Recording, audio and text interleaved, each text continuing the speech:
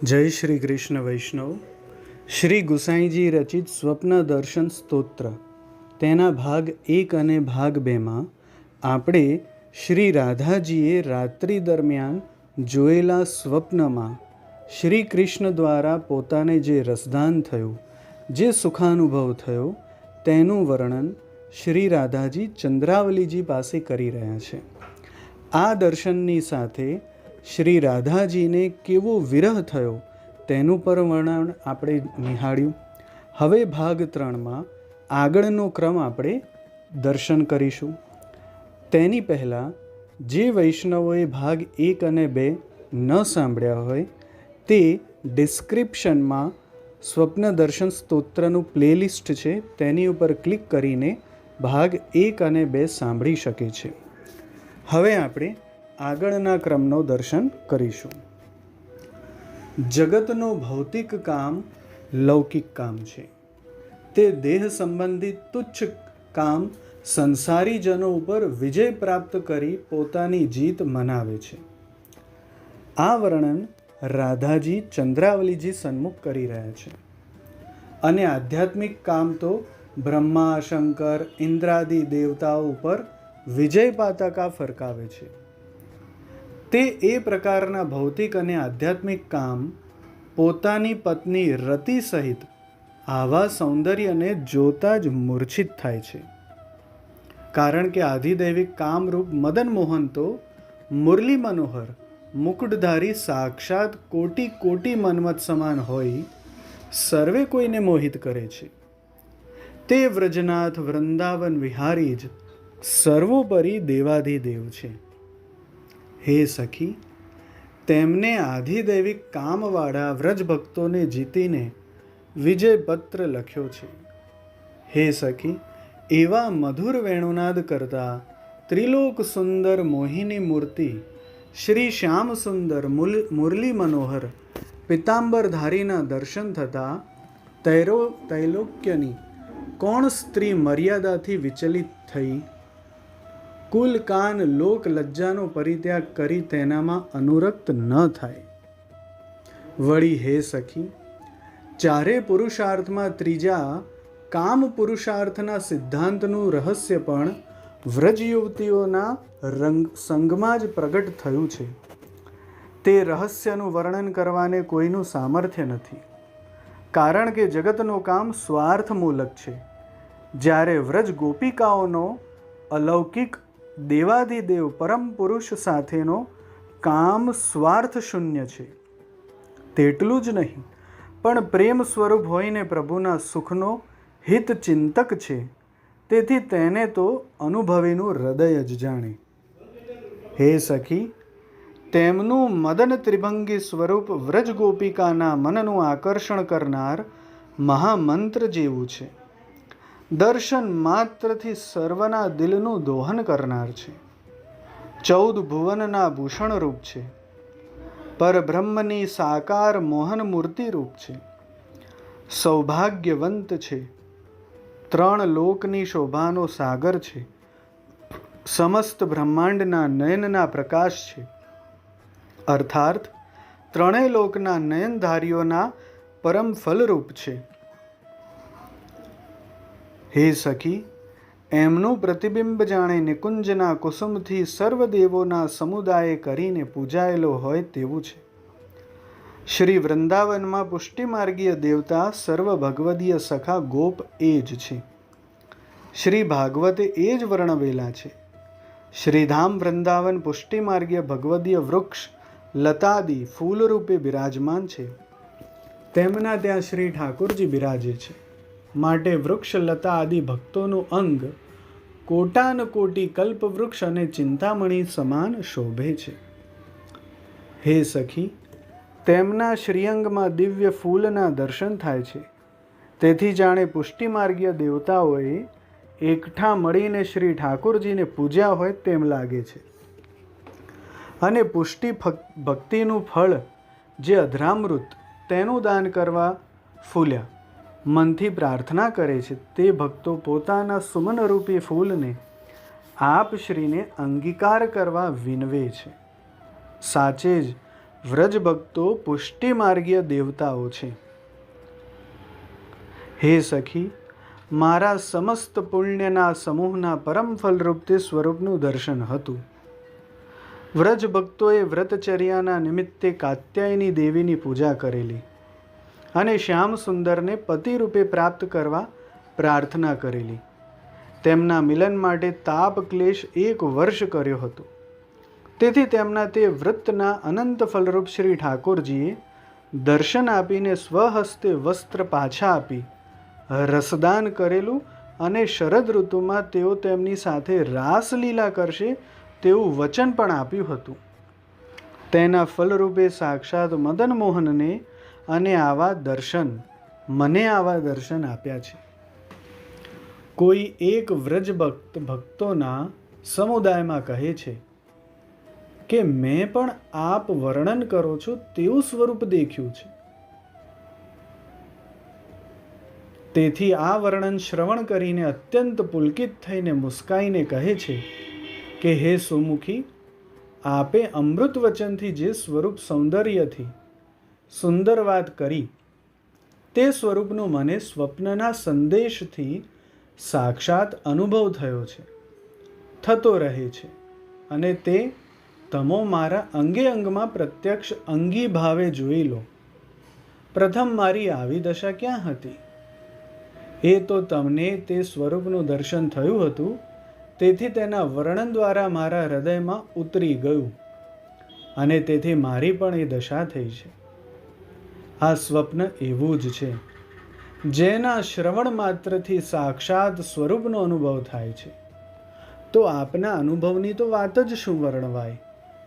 હે સુમુખી, મને એક ઉત્કંઠા જાણવાની થઈ છે, તે મને આપની દાસી જાણીને કહો. કારણ કે તમારા વચન સુધાધારાની વૃષ્ટિ સમાન મારું જીવન છે. તમોએ જે સ્વરૂપ દર્શન કર્યા તેનું મને યથાર્થ વર્ણન કરીને કહ્યું, પણ તે સ્વરૂપ દેખ્યા પછી તમારી દશા સ્વપ્નમાં કેવી થઈ તે મને દાસીને વિસ્તારથી કહો.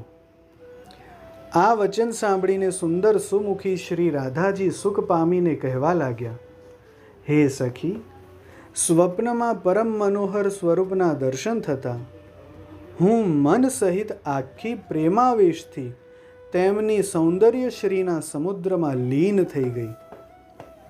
તેમની રૂપ માધુરીનું પાન કરીને મત્ત બની તેમના અંગે અંગની મનોહરતાના વમળમાં પડી. તેમાંથી બહાર આવવાની મારામાં સામર્થ્ય રહ્યું નહીં. તેમના સૌંદર્ય સાગરમાં વિહાર કરવા લાગી. હું એ રૂપ મહાસાગરની માછલી બની અને મારા નેત્ર ત્યાં નિમગ્ન થયા. તે સ્વરૂપાનંદના મહોદધિમાં ઘૂમતા વારંવાર વિચારવા લાગી કે આવું અતિ દુર્લભ સ્વરૂપ મને સદાને માટે પ્રાપ્ત થાય તો હું નિરંતર તેમના સંગમાં રહીને પરમ સુખ પામું. આમ પરમાનંદની લહેરે ચડતા મારી નિંદ્રા ઉડી ગઈ. મારું સ્વરૂપ બંધ થયું, પણ હું તેમના રૂપ માધુરીના દર્શનથી અત્યંત પ્રેમસભર હૃદય રોમાંચ થતા વિરહ વ્યાકુળ થઈને વિલાપ કરવા લાગી અને હજુ પણ વિલાપ્યા જ કરું છું. આ પ્રમાણે સૌંદર્યનિધિ વદન કમલા મહાવ્રજભક્ત શ્રી રાધાજી પોતાની દશાનું વર્ણન કરતા કરતા ધીરજ, વિવેક અને લજ્જાને વિસરી વિપ્રયોગની અવસ્થાને પામ્યા અને પોતાની સખીઓના સમૂહ આ પ્રમાણે મહાવિરહ વ્યથાના પ્રલાપ કરવા લાગ્યા. હા નાથ, આપ જ મારા સ્વામી છો. તમે મારા આદર્શ નથી, અત્યંત દારૂણ કષ્ટ છે તેમાંથી ઉગારો. હે નાથ, તમો જ મારા રક્ષક છો, મારા શરણસ્થ છો. હું તમારા શરણે છું. તમારા વિના બીજું કોણ શરણ રાખશે? આપ તો શરણાગત વત્સલ છો. હું સર્વ ઠેકાણેથી છૂટી પડેલી નિઃસાધન નિરાધાર છું.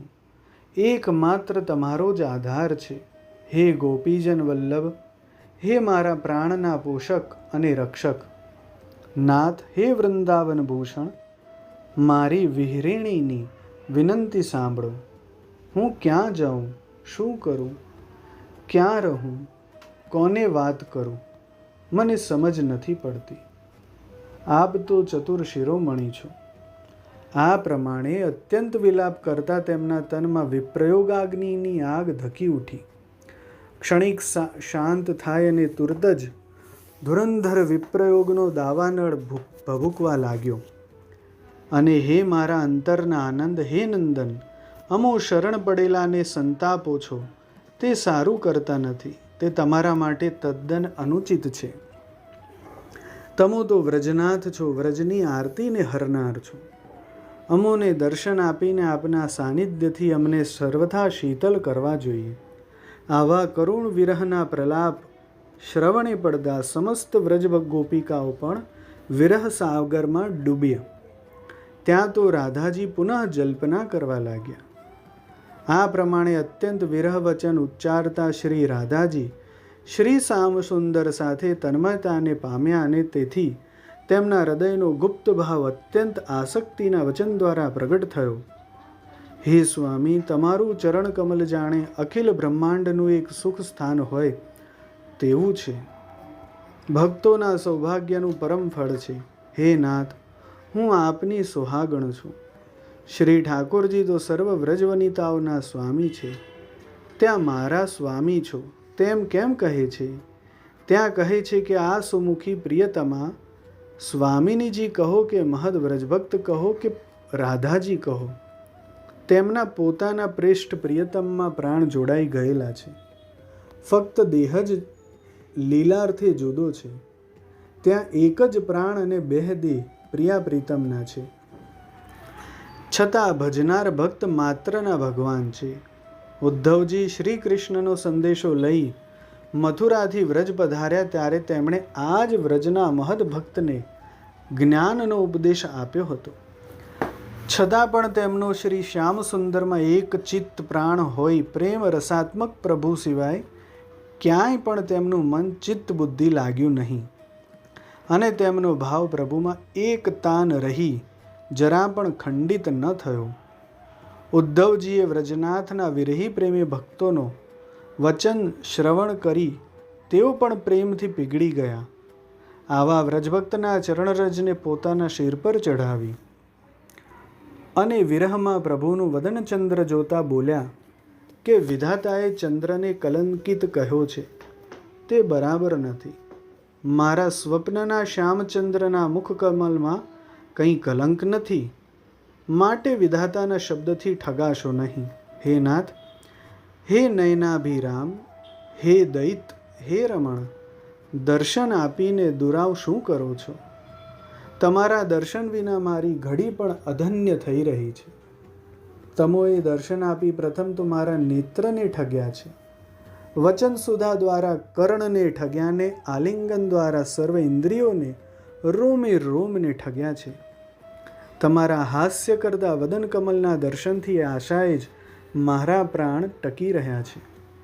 હવે અત્યંત દારૂણ વિરહ મારા અંગના સર્વ મર્મ ભાગોને બાળી રહ્યો છે. તેથી મારા પ્રાણ ટકશે કે કેમ તે નિશ્ચિત નથી. માટે દેહની હયાતી સમાપ્ત થાય તે પહેલાં જ દર્શન આપીને જીવનધાર થાઓ. શ્રી ગોપીજન વલ્લભના વિયોગથી પ્રાપ્તિના સંયોગ વિના હું એક ક્ષણ પણ કેમ જીવીશ? પ્રથમ જ્યારે આપના દર્શન થયા ન હતા ત્યારે તમારા એક વખત દર્શન કરવા મારું મન ઉદ્વેગ કરીને દુઃખ ધરતું હતું, પણ હવે તો કૃપા કરીને દર્શન દાન કર્યું છે. તમારા વદન સૌંદર્યના દર્શન પ્રાપ્ત થયા છે, પણ તમારી પ્રાપ્તિ વિના સંયોગ સુખ માટે મને અતિ દુઃખ વેદના થાય છે. શ્રી સ્વામિનીજી વિચારે છે કે વ્રજ ભક્તો અનંત છે અને શ્રી ઠાકોરજી તેમાંથી કોણ ભાગ્યશાળી ભક્તને વશ થઈ ગયા અને ત્યાં બિરાજતા હશે? 10-5 ભક્તને વશ હોય તો કદાચ પ્રયત્ન કરીને તેમને શોધી લાવો, પણ જે અનંત કોટી ભક્તો અને અનંત સમુદાય હોય ત્યાં તેમની શોધ પણ કેમ થાય? તેથી દિનતાપૂર્વક પોતે પોતાનો મનોરથ પૂર્ણ કરવા વિરહના વચન ઉચ્ચારે છે. હે નાથ, તમારા ચરણકમલ મને પ્રાપ્ત નથી. તેનું કારણ મારામાં તમારા રૂપ માધુર્યના દર્શન માટે ઉત્કટ વિરહ વેદના નથી. તેથી તેવી તાપાત્મક વેદના વિના આપના પ્રેમ રસાત્મક સ્વરૂપના સંપૂર્ણ માધુર્યયુક્ત દર્શન સ્વપ્નમાં કેમ થયા તે પણ સમજાતું નથી. હે વ્રજ ગોપીજન વલ્લભ, હે દૈત, હે કરુણા નિદાન, આ વાત સમજાતી નથી. પરંતુ એટલું તો સમજાય છે કે તમારી અદૃશ્ય અહૈતુકી કૃપાદાન વિના તમારા દર્શન હોઈ શકે જ નહીં. મારા સ્નેહથી તમોએ દર્શન દીધા નથી. મારામાં સ્નેહ પૂર્વે હતો જ નહીં. જરૂર મારા ઉદ્ધારના માટે તમોએ અનુગ્રહ કર્યો છે. તો આ અનુગ્રહિતને દર્શન એકવાર આપી તેનું દુઃખ ટાળો. સ્વતઃ કૃપા કરી ભક્તનું દુઃખનું નિવારણ કરો. એ જ આપને યોગ્ય છે. કારણ આપ સ્વતઃ ફલરૂપ છો. હે ગોકુલેશ્વર, આપ મધુરાધિપતિ છો. આપનું સર્વ કંઈ મધુર છે. સંપૂર્ણ શ્રી વિગ્રહ એક રસ મધુરાતિ મધુર સુધામૃત સમાન છે. આપનું વદન, આપનું સ્મિત મધુર, આપના નયન, આપના અધર મધુરાની ખાણ છે. શ્રી રાધાજીની નજર શ્રી વિગ્રહના દર્શનથી મોહિત થઈ સર્વાંગ મધુર લાગ્યું. પણ જ્યારે નજર ત્યાંથી વદન કમલ પર પડી ત્યારે તો તેમના દર્શન કરી મધુર મધુર મધુર તેમજ બોલવા લાગ્યા. તેથી પણ આગળ પ્રસ્થાન કરી તેમની મંદ મુસ્કાન સાથે અધર પર મુરલીના દર્શન થયા. ત્યારે તો તેમનું સ્મિત મધુર મધુર મધુર ઉચ્ચારથી તેમના વદન કમલની પદ્મગંધમાં લીન થઈને અવાક થયા. આવા મધુરાતાની પરમ સીમાના દર્શન વિના તેમના નયન જગતની કોઈ પણ વસ્તુ તરફ નજર કરવા પણ અસમર્થ થયા. જાણે મધુરતાના સાગરમાં મધુપાનથી મત્ત થઈને સર્વ કંઈકને તૃણવર્ત લેખીને ત્યાં લીન થતા ન હોય. આ પ્રમાણે હૃદયમાં દુઃખ ધરતા વિલાપ કરી હું બેભાન થઈને મૂર્છા પામી. ત્યારે મારા કાનમાં પ્રિય બંસીનો મધુર કલરવ મંત્ર પ્રવેશ કરતા હું જાગી. જાણે કોઈએ મારા કાનમાં મંત્ર ફૂંકીને સંજીવની રેડી હોય. મુરલી માધુરીના શબ્દથી ચેતન દશાને હું પ્રાપ્ત થઈ. દશે દિશામાં જોવા લાગી. તે સમયે જો મારા સમાન મહાન દુઃખી એક સખીને જોઈ તેને મારા દુઃખે દુઃખી જોઈ હું બોલી, હે સખી, તે નંદ યશોદાના ઉત્સંગમાં ખેલતો બાલ અદ્ભુત લાવણ્યયુક્ત પરમ સુખ નિધાન કોટી કામદેવના મનને પણ ક્ષોભ કરાવે તેના સૌંદર્યના સારરૂપ છે. તેના દર્શન કર્યા. હું કામ ઉદ્વેગને પામી છું તેવા રૂપ નિધાનને કદાપી જોયા નથી તેમજ સાંભળ્યા પણ નથી. તેવા મુરલી મનોહર શ્યામ સુંદરના મને દર્શન થયા.